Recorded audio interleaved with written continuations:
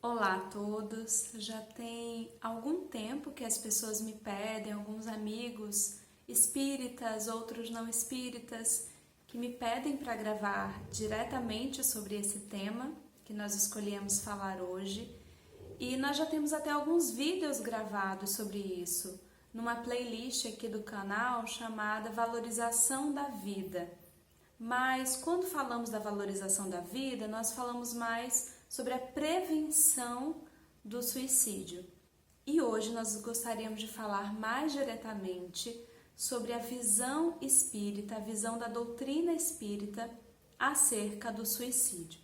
Então, todas as informações que nós vamos compartilhar vieram através dos nossos estudos, da nossa leitura, principalmente das obras básicas que foram organizadas por Allan Kardec.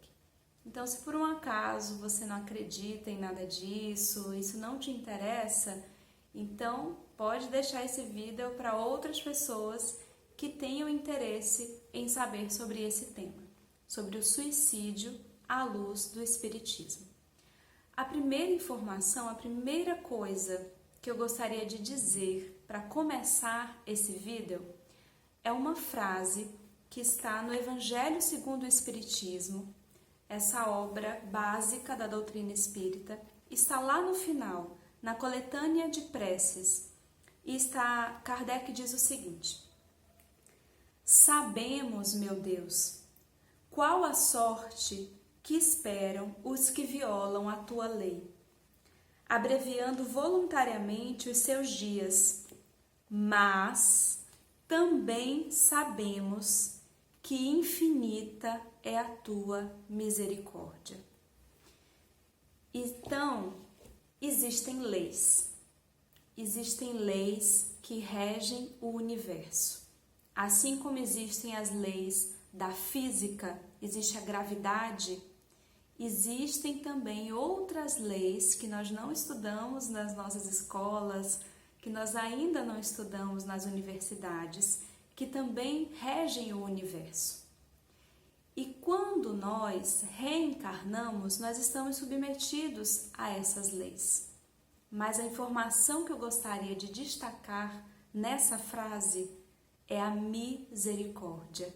Nós esquecemos, em muitos casos, mesmo aqueles que são espíritas e que estudam sobre esse tema à luz do Espiritismo, às vezes nos estudos, nas palestras sobre isso, eu sinto com muita veemência a fala da justiça, a lembrança das leis, mas eu esqueço, às vezes eu não escuto tão fortemente a palavra misericórdia.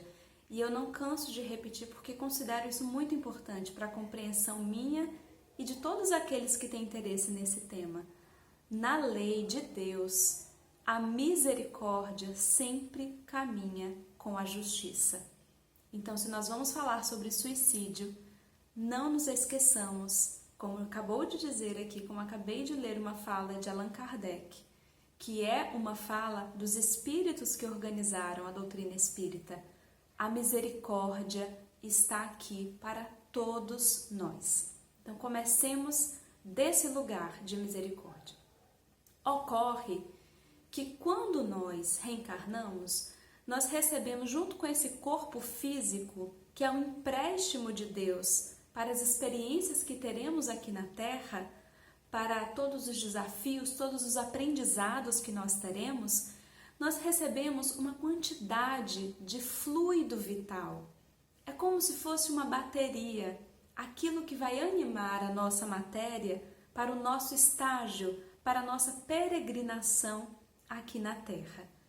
E esse ponto, essa informação é muito importante quando falamos do tema suicídio.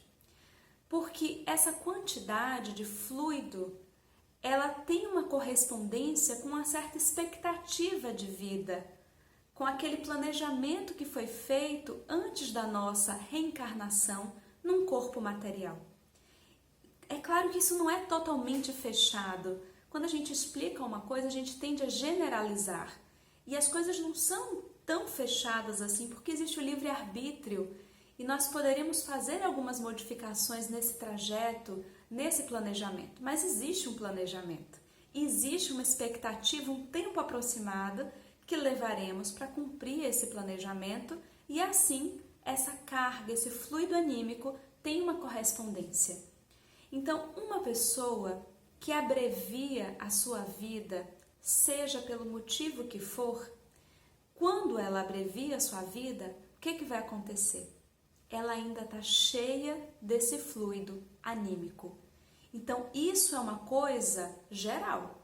Todas as pessoas que abreviam a própria vida, quando fazem isso, ainda estão com muito fluido anímico, com muito fluido vital. Isso faz com que elas sintam-se ainda muito ligadas ao corpo físico. Esse pereceu, esse morreu, mas ela, enquanto ser espiritual que é, continua existindo. Tem um livro chamado O Céu e o Inferno, que é uma das obras básicas da doutrina espírita, e nesse livro Kardec reuniu inúmeros relatos, mensagens de espíritos desencarnados, relatando aquilo que eles encontraram após a sua desencarnação, após a morte do corpo físico. E ele categorizou esses relatos de espíritos desencarnados em aqueles sofredores, felizes, criminosos arrependidos. Uma dessas categorias são os suicidas. E aí tem uma outra informação que eu considero muito, muito, muito importante. Kardec diz assim: cada falta é punida de acordo com as circunstâncias que a determinam, de modo que não há punições uniformes e constantes, mesmo para faltas do mesmo gênero. Então, se eu estou falando de um criminoso, se eu estou falando de um suicida, se eu estou falando de um assassino, por mais que a falta tenha sido a mesma, existirão sempre, como existe na lei humana, na lei aqui da Terra, não existem agravantes e atenuantes? Só que na justiça humana existem limites de acesso a todos aqueles agravantes e a todos os atenuantes. Limites da nossa condição material, dos nossos equívocos. Mas a lei divina, a lei de Deus é perfeita. Deus tem acesso a todos os agravantes e a todos os atenuantes que levam uma pessoa a, por algum motivo, pelo seu sofrimento, por uma fuga. Nós não estamos aqui para julgar o que levou uma pessoa a cometer suicídio, mas o fato é que todas essas questões que agravam o seu comportamento, ou todas as questões que atenuam a sua falta, existe inclusive o relato muito tocante de uma mãe que, quando o seu filho comete o suicídio, ela não suporta a dor e logo em seguida comete o suicídio.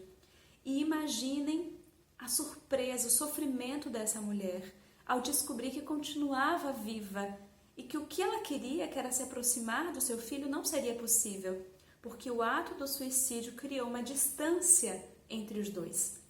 Então imaginem a surpresa.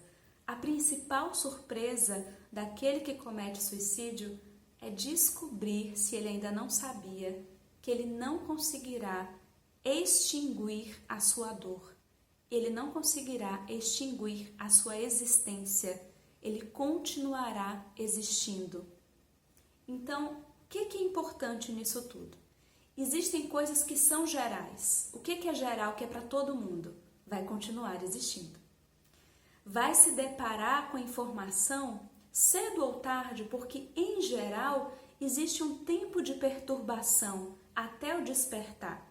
E alguns podem nem perceber direito, demorar muito para entender o que está acontecendo. Mas nenhum deles vai se deparar com nada, porque eles continuam todos existindo, continuam todos vivos. E como estão ainda muito conectados a esse corpo material, existe um sofrimento típico do suicídio, que é sentir a reverberação daquilo que o seu corpo físico está sentindo. Isso é presente em muitos e muitos relatos.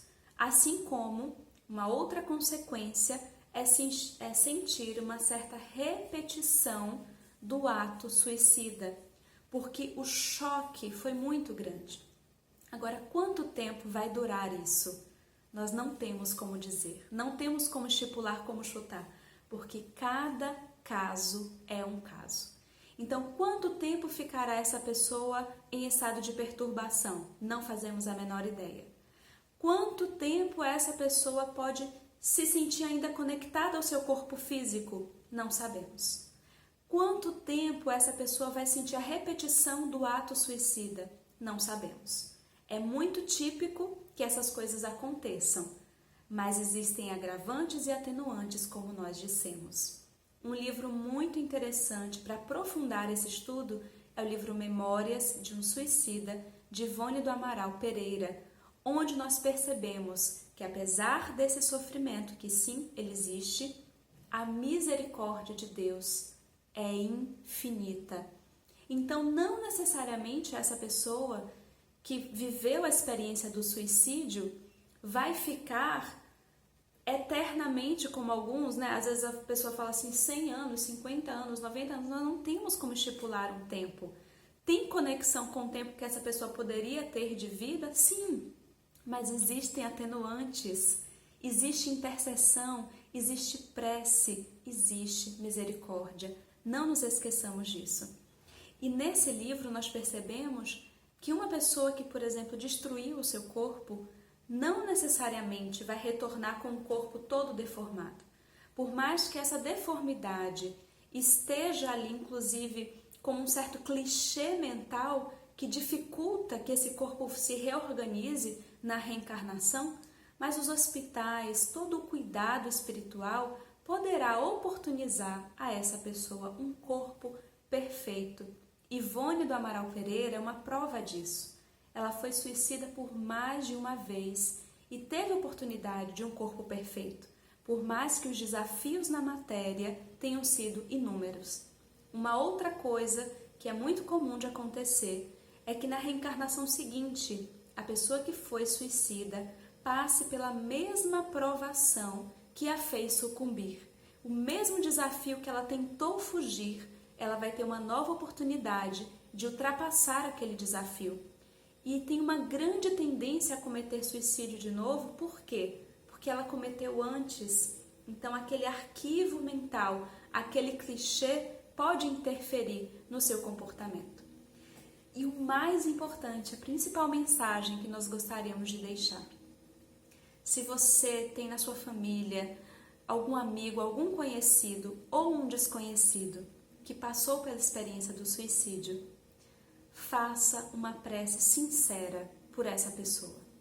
Ao invés de ficar julgando, condenando, pensando isso, pensando aquilo, faça uma prece sincera, porque para além dos relatos de sofrimento, que sim é real, existe, é muito grande, mas a misericórdia vem também em forma de prece intercessória.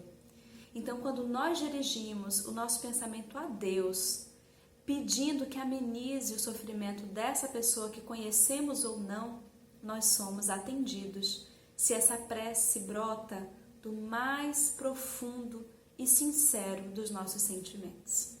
Que possamos nos unir à falange de espíritos que trabalham a favor, em benefício desses amigos. Quem sabe quantos de nós também não passamos por essa experiência algum dia. Um grande abraço a todos e eu espero que de alguma forma essa mensagem tenha sido consoladora para vocês.